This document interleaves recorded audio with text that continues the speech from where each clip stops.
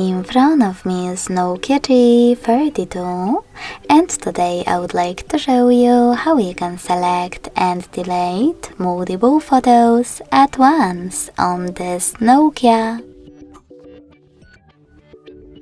Begin by tapping on Photos app and holding one of your pictures that you wish to get rid of. In my case, this one.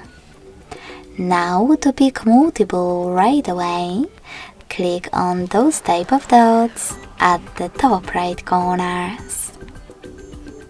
If you wish to exclude some of your pictures, just tap on the ones that you wish to keep.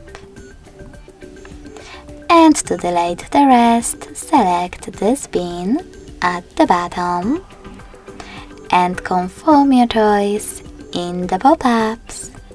So when I do that, as you can see, all of my pictures were successfully deleted.